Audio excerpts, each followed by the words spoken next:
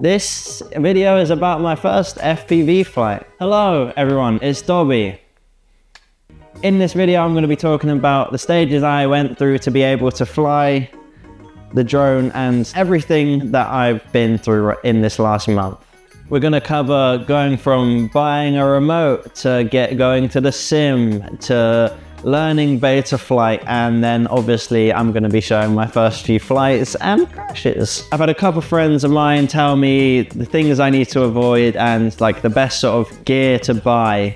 So if you're looking to get into it now, this is what I've been told and this is what I'm going to tell you. Starting off with the remote. This is the Tango 2 Pro. You can also get the Tango 2, there's not much difference, but I had Pro and I was like, I gotta get it. The Tango 2 Pro came up as one of the strongest remotes that is this size. Compared to other ones like the DJI remote, this one has the full size, fuck, what are they called? These things. It has full size these things, which the DJI does not. And also, if you lose connection in your goggles, this has a further range, so it's good. This is the remote I've used and it's not let me down yet. I haven't flown more than like 500 meters away. So I'll let you know how that goes.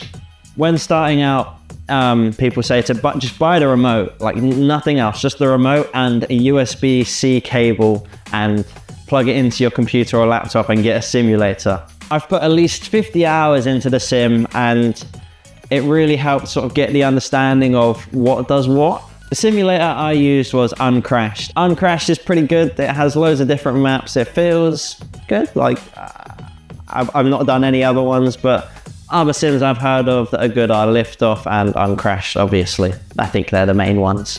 After you are comfortable with the simulator, you are told to get a tiny whoop.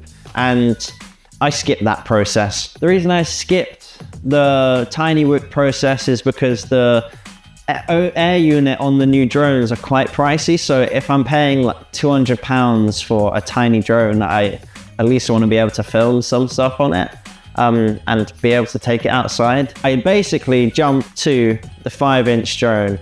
This is the Nazgul Evoque F5 V2 and this drone handles great. It's got the DJI air unit, if it wants to focus. There we go. The DJI O3 air unit, which provides HD quality into my goggles, thumbs up from me. I got this drone with the TBS protocol, so that means I can connect it to this instead of the DJI remote. Honestly, I'm still learning and I don't know enough about all the motors and like tiny specs to tell you enough, but this one has not let me down. And then with the goggles, we've gone with the DJI's goggles too. They're a little bit pricey, but I'm looking to do this as a job, so why wouldn't I just spend more on a nicer pair of goggles?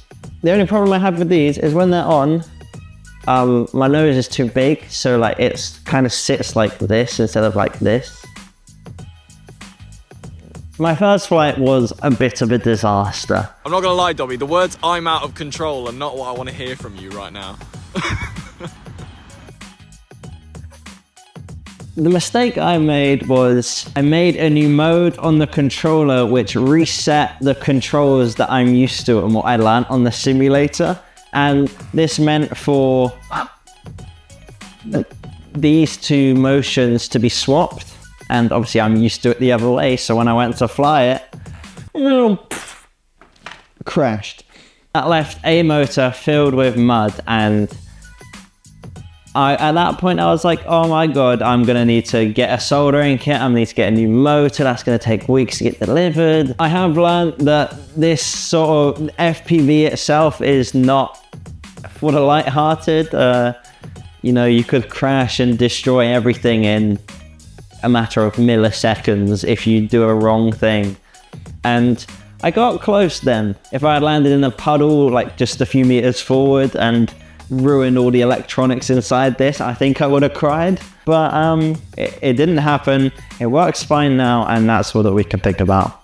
To clean the motor, what I did, this could be horribly wrong, or I mean, there was mud in the motor. I had to do something about it.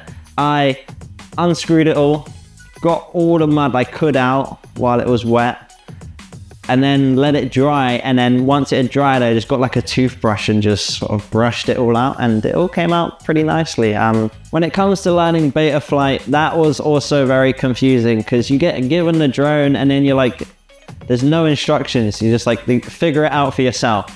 And it's not easy, I can tell you that for free. Learning Betaflight, that was a big step. And I got the drone before I got the goggles because that would force me to learn Betaflight and learn how to make the drone do what I want. Because I learned weird, basically, I learned throttle, roll. People normally learn yaw, which is the rotate, and then yaw on this one and pitch is on this one.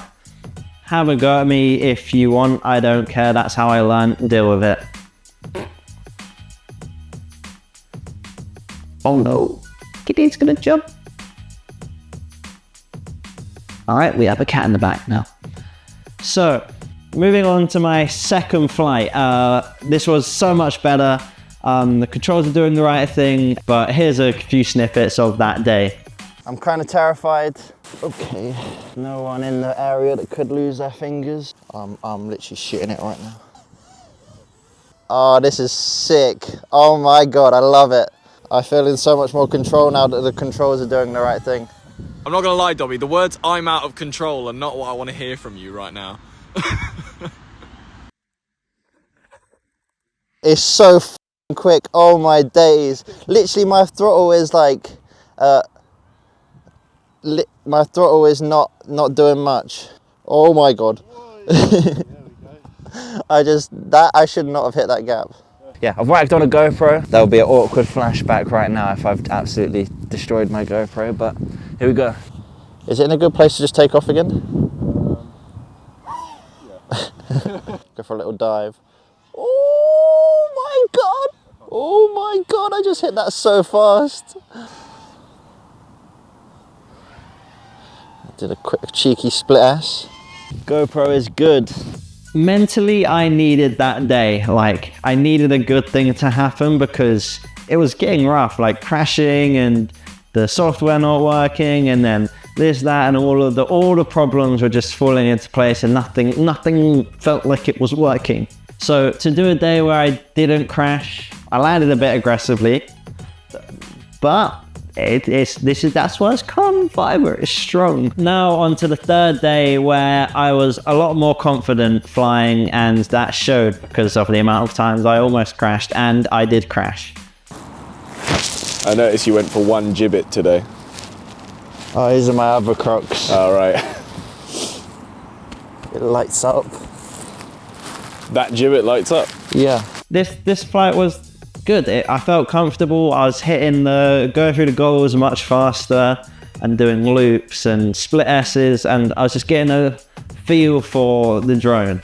Annoyingly, the goggles weren't recording and my GoPro was in time lapse, so everything was just going wrong at this point. But I flew too close to the ground and just clipped the ground as I was turning.